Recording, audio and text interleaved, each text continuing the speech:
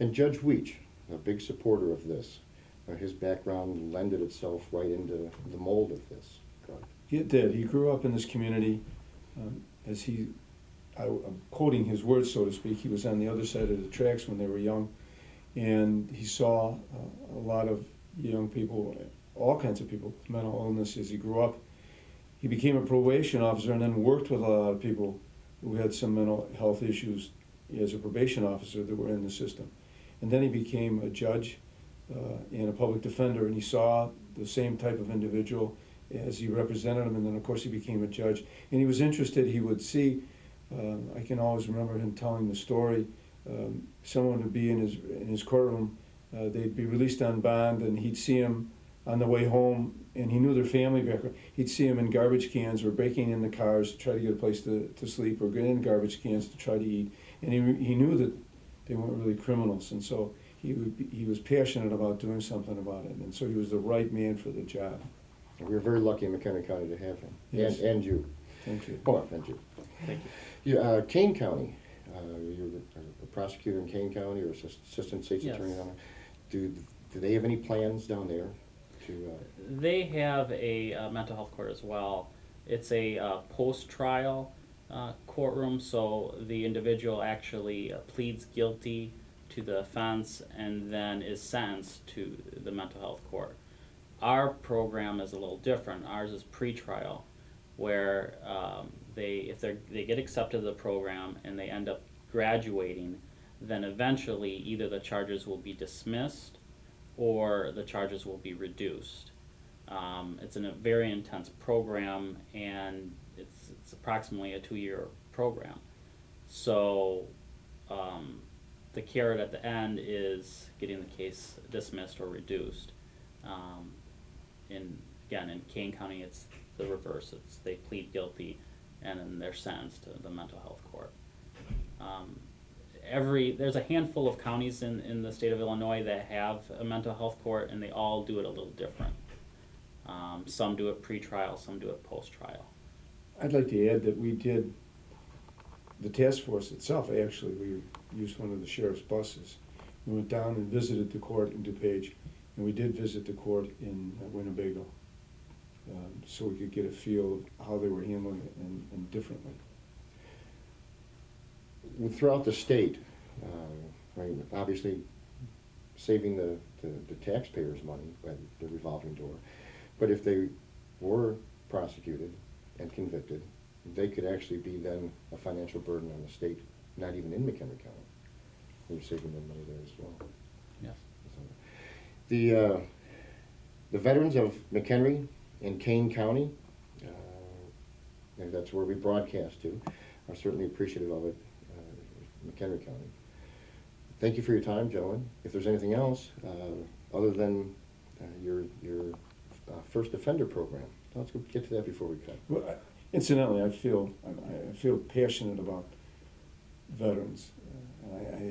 Maybe I'm speaking out of turn here, but I think we don't do enough for them. We just don't. We talk about overlooked and understated. It's an embarrassment to this country. By having facilities for them to be housed, by having some considerations for their mental traumas that they've gone through, and having employers that will hire them makes a difference. So this mental health court is a big thing for them. We're glad. We're glad we have it. Now, the first offender program, you're hoping to get that going. Right. Where are you with that now? What is it about? And when do you have it scheduled to be implemented? We're really at the novice state. We need to plan it. We need to take a look at Kane counties.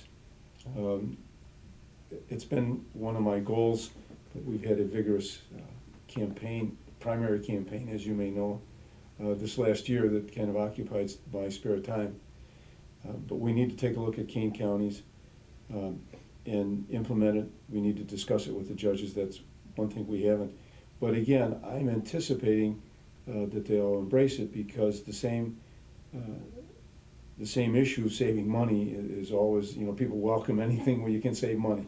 And one of the benefits of a first offender program is hopefully we can reduce the amount of court time that the judges spend on some of the cases. If we can divert people from outside of the courtroom, do the same thing outside of the courtroom without using the court's time and money and effort. If we can accomplish that, hopefully we should be able to persuade the county and the judges to come on board. Saving the court's time, I know of a civil case that I think is scheduled its next action several months out. I mean, you're upstairs, you're overloaded, not just in No the criminal question side, about it. in the civil In side as well. right. The First Offenders Court, we hope that that's a success. And it makes sense, just like the mental health court. Not everybody needs to be incarcerated for a mistake, a minor mistake. But being tough on crime, that's another thing that you have been part of. And veterans and communities in McHenry County, I appreciate that as well. How many prosecutors do you have, assistant state's attorneys on the criminal side? I think there's 24. I believe so. Maybe 23. I have to go down the list now. And they have a lot of spare time. No time. No time. No time. I'm pleasantly pleased to see them here after 6 o'clock and on Saturdays, occasionally on Sundays. And that's generally when you work for the government, it's a lot of people assume it's just an 8 to 5 job, but we've increased in the last 3.5 years since I've been on board. The county went from, before I was in office, from 5 or 6 jury trials a year. I think we had 44 last year. And we've got like 30, 34, we'll probably do 100 jury trials. The only reason I mention that is because in order to be tough on crime, you've got to say no to defense lawyers. We're not going to negotiate this case. We need this much time in jail. If you won't agree to it, then we'll go to trial and we'll get a conviction and we'll ask the judge for it. And not only does it put the bad people in jail, because it elevates crime, it elevates the effectiveness of law enforcement, but it also it demonstrates, in my opinion, to the county and to all the residents and the taxpayers that we're working hard for them. And as I mentioned, I was up in Hebron the other night talking to the representatives from the municipal governments all around. The judges are working hard. A lot of people have the notion that the judges is an easy job, and I mentioned to them, because they're from all around the county. They're all municipal representatives, and I said, these judges live in your county here. You've got to tell them that you know that they're working hard, because they are working hard. They're here. You don't see empty. You'll go upstairs. It's a warm day. All those judges' slots they'll be filled with their cars. And the ones that do leave early at 4:30, I know they take work home because they're doing briefs, they're reading briefs, they're writing orders. And the same on the civil side. You'll go upstairs late here afternoon sometimes. You'll see the judges after 5 o'clock with lawyers going over jury instructions. And they're hard working, and it's good. But your first offender court will alleviate some of that. Yes, it will. And that's good. Can I just mention on the first offender, we haven't decided yet. It'll probably be a combination. When we're talking about that, they may be rerouted right from the police department outside of the court, or they might make that first appearance and then we'll route them around. So that, as you just mentioned, the cases get continued and continued. We're trying to get that, unclog the courthouse, at least from all those continuances. Boy, if you could speed up traffic court, oh my goodness, the cattle call. Yeah, that's pretty difficult. And then also the drug court. You have the mental health court, first-time offenders, and you're trying to implement a drug court as well. How would that work? We just met today with the chief judge of our presiding chief judge and also the chief judge of the criminal division.